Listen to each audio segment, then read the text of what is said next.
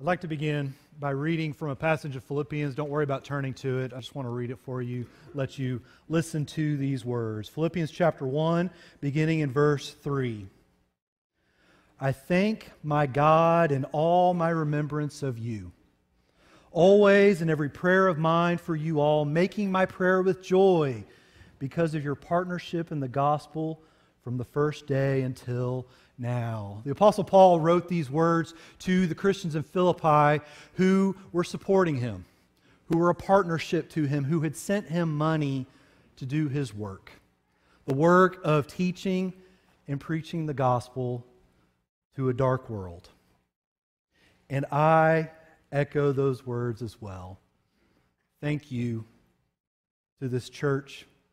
Thank you to these people. We love you.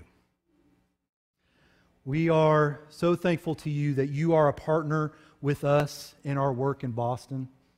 We are thankful for the prayers that we know that you pray on our behalf. We're thankful for the messages that we receive from you. We are thankful for all that you've done for us. And we are humbled knowing that you sacrifice your money to help us to do this work in Boston. It's so good to see all of you here this morning.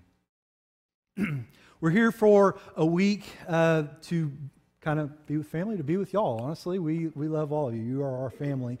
And I appreciate that the elders give me this opportunity to speak about my work in Boston and what we're doing there. And so looking forward to talking with you about that a little bit this morning. Boston is obviously a very large city. It's a very urban city. It's a very different city than what is here in Dallas. It's a walking city. It's a riding a subway city. It's a no parking lots city, which we kind of made an exclamation when we pulled in the parking lot that we could park within a few, 100 feet of the door. We usually walk about 3 or 4 blocks to get to our worship service. When we actually park in downtown, we have to park in meters. So parallel parking has become a norm for us in Boston. Another thing about Boston, which is much like the Northeast part of the United States, it's not a religious city. God and Jesus are not a normal part of the everyday life or even the every week life of a person in Boston or even in the Northeast. You can see that with lack of church buildings. Where here, church buildings seem to be every corner. In Boston, there's really very few. The ones that are 150 years old, and so they're really more monuments of a time past than a place of worship. In fact, one of the pictures I have up there on the far right is a picture of what's typical in a church building in Boston. They show their colors. Colors of acceptance of anyone. Colors of acceptance of everyone. You can see it on their signs where they will accept anyone that comes in. And that's not just for a special week. That's every day those flags are flying around Boston. That's something that we see all the time. Another part of other type churches or groups or religious groups that are in Boston is there's another side that they use really kind of cult-like strategies to incorporate people into their group. That makes it difficult to speak with people because a lot of people have been burned by those cult-like strategies. And so when we are sitting down really just trying to have a Bible study with someone, they will sit there and keep us at arm's length because they're just concerned that we're just trying to enwrap them in our own cult, which we're not. We're just trying to study the Bible with them. But people in Boston need to hear the gospel. They need God, they need Jesus, and that's why we're there. So again, I say thank you for helping support us in that work. Another aspect kind of the Northeast really in general again is that faithful churches, true faithful churches, there's really very few. They are very spread out. The kind of the closest one to us is over an hour drive away. And so there's not a lot of ability to be able to kind of interact with them very much. We do our best. In fact, you'll see a lot of people drive very long distances for a gospel meeting, which is really an awesome thing to see. But another part about that, kind of the blessing, but also really kind of the challenge of very few faithful works, is there's very few Christians. And also, you have to work it out. You, among your own work, have to work out the problems. So if there's an issue, we fight over it, we deal with it, we show love to each other, and we keep going because there's nowhere else to go. But that, to me, really has been a huge blessing. That's something that we've really loved about our church and the churches that we see in the Northeast. I'd like to tell you a little bit about our particular group, our church, Christians in Boston. We are a small group. We're about 35 to 40 people. It's a very racially and internationally diverse group, which is awesome. What an awesome blessing to sit next to people who may have grown up in a very different place, with different languages even, and to be unified together in worshiping God. They bring their culture, they bring their background, we bring our culture, we bring our background, but yet we're all united in faith, in worshiping God. And that's really a beautiful thing. And that's been really a blessing that we have loved about our church there. Our church is very young. Very young. I am currently the oldest man in the congregation. The ripe old age of 39 currently. But there's so much passion in that young group. And that's something that we love about them.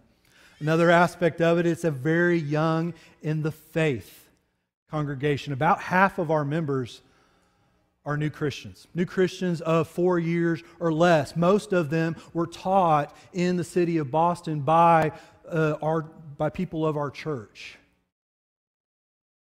And so with that comes, again, blessings and challenges. Blessings of a young, both in age and in faith, is there's so much zeal. There's so much passion, there's so much fire, there's so much energy. And I'll tell you, you can feel it every Sunday, every Wednesday when we get together. We have in Boston, especially over the summer, nobody really visits in the winter, we're noticing, but over the summer we get a lot of visitors. And I'll tell you what, it's awesome to see at the end of services when those visitors are walking out and they're just like, wow, hey, this is really amazing what y'all have here. And we can just say, yeah, we have that every week. It's such a blessing. We love the church there. We love their fire. We love their passion. We love their energy. But the challenges of a young group, both young in age and in faith, is a lack of wisdom, a lack of life experiences, things that a lot of people have been through, we've never been through. And so there's difficulties, there's growing pains that we have to kind of work through and fight through and figure out, how do we do this? How do we do that? But I'll tell you, I've been really amazed by this group. One thing that they had was they started having children. All of a sudden, it's like, well, now we need to figure out how to have a children's Bible class. And they got together and they created curriculum and made a children's Bible class. It's really amazing. Really are amazed by that. And that's something that we've really loved about the group. Everyone steps up and works, because you have to. If you don't work, it's not getting done. And so everyone steps up. Hannah and I were talking about this a little bit on the way. That can sometimes feel like a challenge because everybody has to work. And sometimes that may be somebody who's not necessarily trained in it or who hasn't been around it or who didn't grow up in it. But you know what? They're doing it. And you can feel that they love God when they're doing it. And they stand up, they're leading singing, who've never led singing. They didn't even know what leading singing meant 3 years ago. And they're sitting there leading singing. It's really an awesome thing to have. A lot of my work with this young group is to build them up. To build them up in the unity of the faith, to build them up in the knowledge of the Son of God, to build them up to mature manhood. And so one example of that is I really do try to meet with a lot of them. And there are some who I have personal, regular studies with. One example is a young man who has struggled with his faith. He struggled with his faith, and those struggles caused him to make some very, very poor decisions. Poor decisions that affected his life greatly. So he and I, we started working together. We started meeting together. We meet regularly. We meet once a week when we're able to make our schedules work. And he says, Kyle, I don't know how to study the Bible for myself. I don't know how to do it. So I didn't either. So we worked on it a little bit. And so we've been working together on how to study the Bible. And I said, well, tell you what, pick out a book that you want to pick. So he picked out Colossians, which I was really glad that he picked Colossians. And so we've been working through Colossians together of you figure out what this means. I'm just going to sit here and let you tell me what Colossians is about. So we've been working on that. And then he comes to me, he's like, Kyle, I want to do more.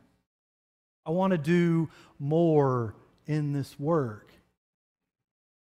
And so he texts me one night, all excited, all caps actually, if I remember right. I know what I want to do. He said, I want to teach. I want to teach a class. And so I mentioned that we have to divvy up a lot of the work, and so the men had gotten together shortly after to kind of divvy up the Bible class, the adult class that we have, and he signed up to teach some lessons from Colossians. Really proud of him. Really proud of the work that he's doing. He's going to be teaching this summer, so we're going to be working together to prepare to understand Colossians to where then he can teach our class together.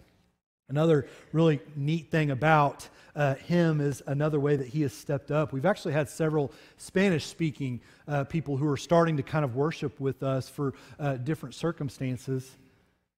And so he's translating for us. He goes and sits by them, and he translates our whole service for them. And that's just another way that he is working. I'm so proud of him. So proud of the growth that he has been showing. Another large part of my work is evangelism. It's reaching out to the lost of Boston. One of the tools that we use is meetup studies. Meetup studies, really all they are Bible studies that are in public. We have a Bible study in a Panera Bread or in a coffee shop, and we're just sitting there opening our Bibles, reading it, talking about it, seeing how we need to change in our lives. And I love our meetup studies.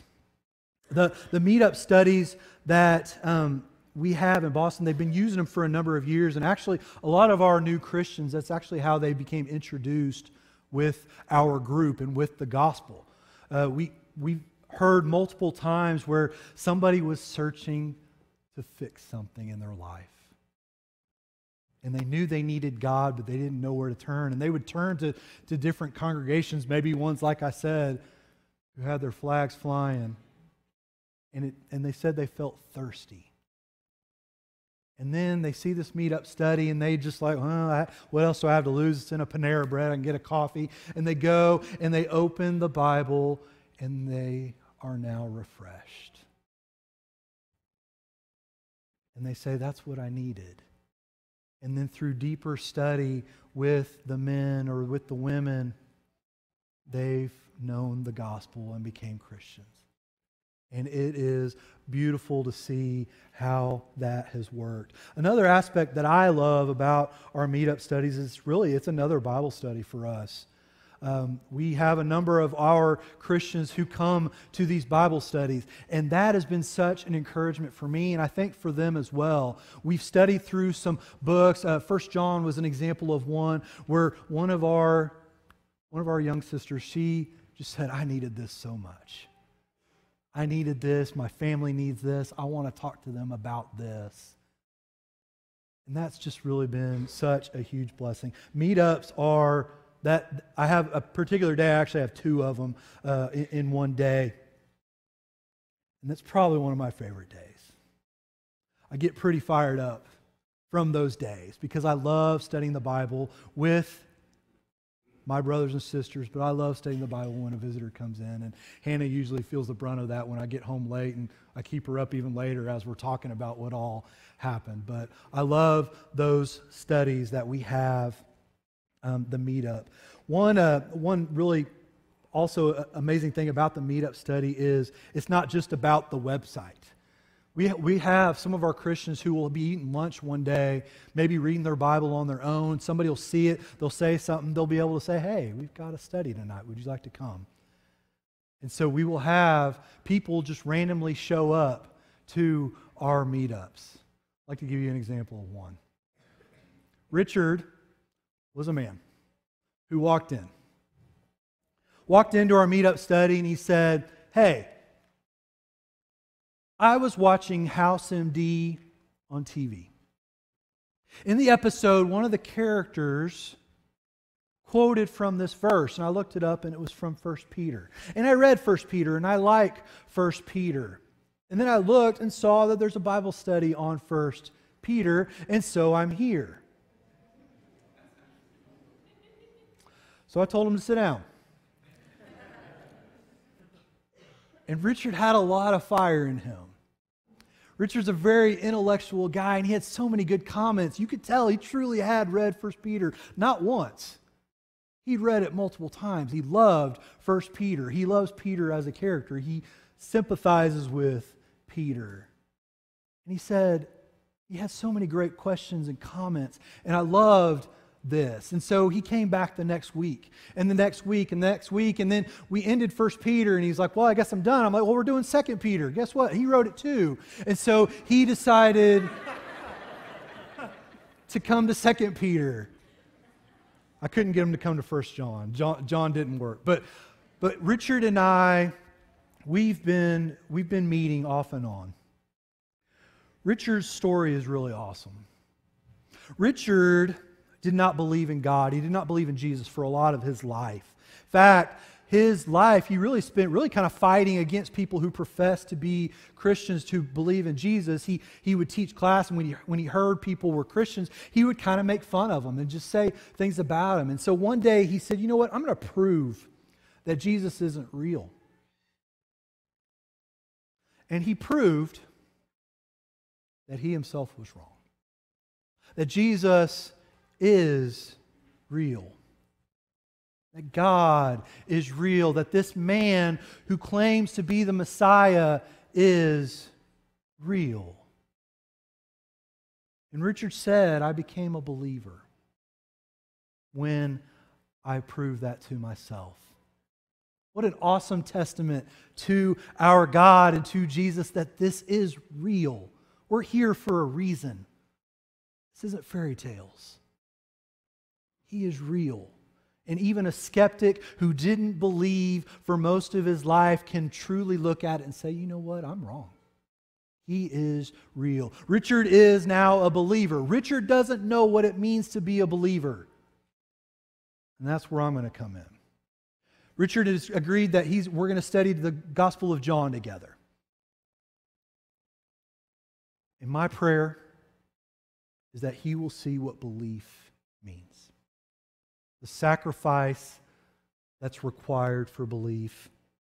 And so that is my hope. That's my prayer for Richard. I ask that you keep Richard in your prayers as well. I'd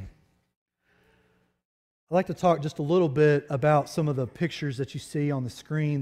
The top picture in the middle is our meeting place. We meet in a hotel in the middle of downtown.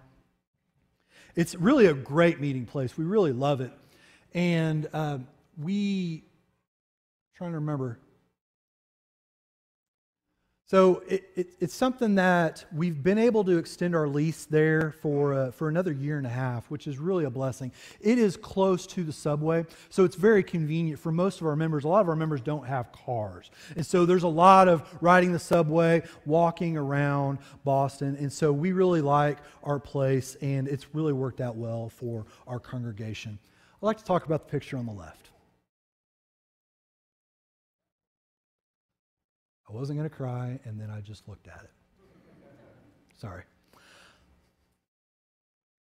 Sarah had started worshiping a little bit with us when we first moved there. She grew up in Boston, lives in Boston, and had somehow gotten connected with the group, and so she would show up every once in a while to worship, or she'd show up to our meetup studies, and it was really random. One of our dear sisters, Sonia, was studying with her off and on, but it was really kind of random, really kind of seldom. And so, but you could start to see it growing. You could start to see that she showed up more often. She was at our meetup studies more regularly. She had better comments. She had better questions. You could see it really starting to grow and really starting to build. And a few months ago, we show up, and Sarah had told Sonia, I'm ready to be baptized.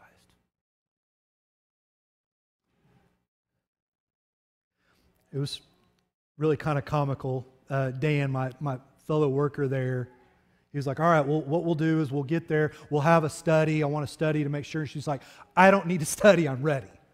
She'd been studying. She was ready to be baptized, and so we did. So we drove out to the beach. And amongst beach volleyball being played, kids running around on the sand, Sarah walks out, and she's baptized. An old life that's given new life. What a beautiful thing to see. And I'm glad we were there to witness that, to be a part of that. By the way, our baptistry is Boston Harbor. I was told it was cold. I didn't go out in it. It looked cold to me. I think now we won't use Boston Harbor because it's really cold. But I think we'd probably use a swimming pool nearby maybe. But what an awesome thing to see. And it's been amazing to see the transformation in Sarah. To go from someone who was really skeptical and really had struggles, and now to see her and how she's grown. And it's the power of the gospel. The power of Christ working in someone who allows it. Who allows the gospel to work in them. Really so proud of her. The middle picture is a picture of one of our meetup studies I took actually just about a week ago. We're studying through the book of Revelation. That was not my choice. They actually said, let's do Revelation. I said, I guess I have to. So we're going through Revelation. It's actually something I've really, really enjoyed. I feel like everybody's really kind of enjoyed our study through that. And so that's our meetup. And I could talk about the rest of the pictures, but I know y'all are ready to probably get out of get a little fresh air. So I'm going to go ahead and jump into a short, brief lesson with you this morning. Everyone grab your Bibles. Turn to Psalm 124. Excuse me. Psalm 124. I mentioned that a lot of my work is building up the brothers and sisters. A lot of my work is evangelism. But obviously a part of my work is preaching and teaching the gospel. And this one's kind of coming on the fly. Decided to do this one this morning. Psalm 124. Psalm 124 is a song of ascents. Song of Ascents is songs that they would sing as they traveled up to Jerusalem to worship. And I love the beauty of thinking about this, of a group of people leaving maybe their home from many miles away, and they're walking to one specific location. And then you can see another family shows up on the same walk. And another family, and the crowd's getting bigger and bigger as they get to Jerusalem. And I picture that as they're together, walking together, they're singing praises to God. And some of what they sang were these songs of ascent. One really kind of beautiful part of this particular song, Psalm 124, is you can hear what it looked like. I'm picturing Drake. Cries out. Look at the first verse. If it had not been the Lord who was on our side, let Israel now say. And I can hear Drake saying that. And then everybody joins in. You think about what that would feel like, going up to worship God in the temple. So I'd like to read this psalm with you this morning. Psalm 124. If it had not been the Lord who was on our side, let Israel now say. If it had not been the Lord who was on our side when people rose up against us, then they would have swallowed us up alive. When their anger was kindled against us. Then the flood would have swept us away. The torrent would have gone over us. Then over us would have gone the raging waters. Blessed be the Lord who has not given us as prey to their teeth. We have escaped like a bird from the snare of the fowlers. The snare is broken and we have escaped. Our help is in the name of the Lord who made heaven and earth. I love the visual of this psalm. Can't you picture it with me? Emily and I were talking about this psalm one day, and we started making a movie in our head of it. I'll try to paint it for you a little bit. We see where it talks about that when people rose up against us in verse 2, and it said that they would have swallowed us up alive, and talking about this flood. And we could picture maybe just this, maybe it's an animated character, and you've got this large army surrounding. And then it turns into a wave. And the wave is about to crash over this one person. And you know what that feels like, right? This wave's about to crash in on you, and yet, because the Lord is on his side, you can picture this hand picking up that person and pulling him out of the wave, pulling him out of the floods. The flood would have swept us away, that hand pulling us out. And then when you drop down to verse 6, it says, blessed be the Lord who has not given us as prey to their teeth. And I picture these, now the wave turns into these ferocious animals that are chasing. And yet we're not caught because of God. God is bringing us along.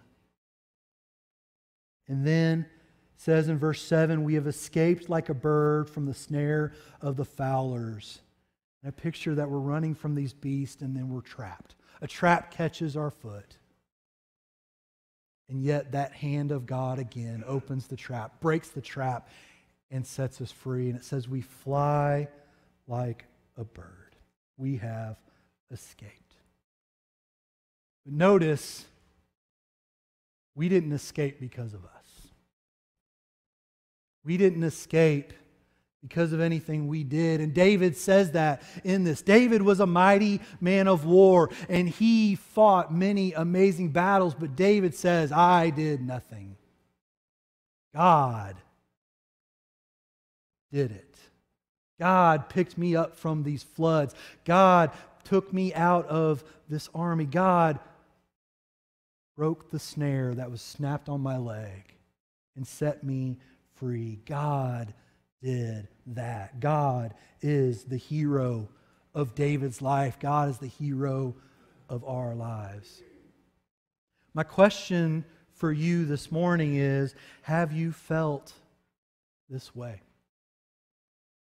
We may not have an actual army surrounding us trying to attack us, at least not now. But it could happen. Do you know what? We do have an army, And Ricky mentioned in his prayer this morning, that's against us. And it's Satan. Satan has some powerful tools at his disposal.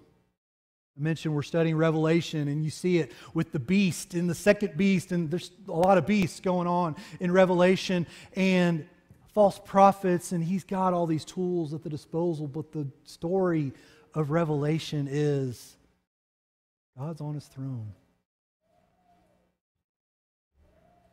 He is worthy, and no one will win because Jesus wins. So have you felt this way? Felt overwhelmed? I know there's many here that are currently. I know there are people here who feel overwhelmed, who feel the flood waters rising up the neck and feel like there's nowhere to turn. And David wrote this psalm for you to say God is there to help you. I know there is sickness. I know there are struggles.